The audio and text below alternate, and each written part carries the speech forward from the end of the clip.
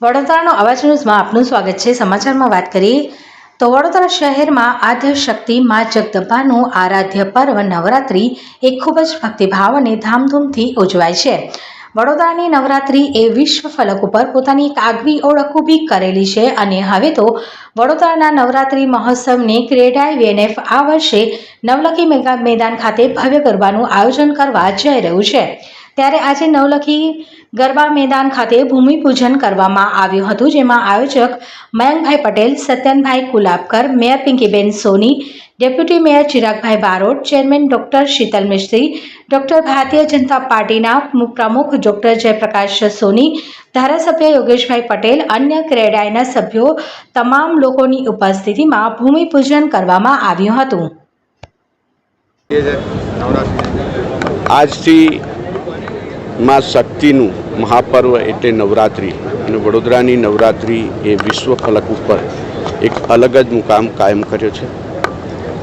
વડોદરાના નવરાત્રને યુનેસ્કોની હેરિટેજની અંદર ગણવામાં આવ્યા હોય ત્યારે આ ગર્વની લાગણી સાથે આજરોજ આ મા શક્તિના મહાપર્વની શુભારંભ કરવા જઈ રહ્યા છે અને ભૂમિ પૂજન કરી આજથી આ આખા આયોજનને અમે શરૂ કરી રહ્યા છીએ, એનો શુભારંભ કરી રહ્યા છીએ।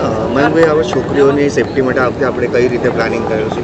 જે રીતે આપને પહેલેથી જ ખબર છે કે વડોદરા નવરાત્રિ ફેસ્ટિવલનું આયોજન એવું થાય છે કે આજ દિન સુધીમાં મા જગદંબાની કૃપાથી અને આ એક ગરબા એવા છે કે જે ગરબા કોઈ પ્રોફેશનલી નહીં પણ અમારા ગરબા જે છે ભક્તિમય અને ભક્તોની ટીમ દ્વારા થાય છે અને જ્યારે મા શક્તિના સ્વરૂપ સમાન બહેનો, દીકરીઓ, મહિલાઓ અહીંયા ગરબે રમવા માટે મા જગદંબાની આરાધના કરવા આવતા હોય ત્યારે એની સંપૂર્ણપણે એની સુરક્ષાની જવાબદારી અમે લઈએ છીએ અને એના માટે આપ જોતા હશો કે 300થી 350 જેટલા ગાર્ડ હોય છે, એમાં 150 જેટલી બહેનોને ગાર્ડ તરીકે રાખીએ છીએ। આજ સુધી કોઈ દિવસ એવો પ્રસંગ બન્યો નથી અને આ વર્ષે વધુ સજ્જ સુરક્ષા કરી છે।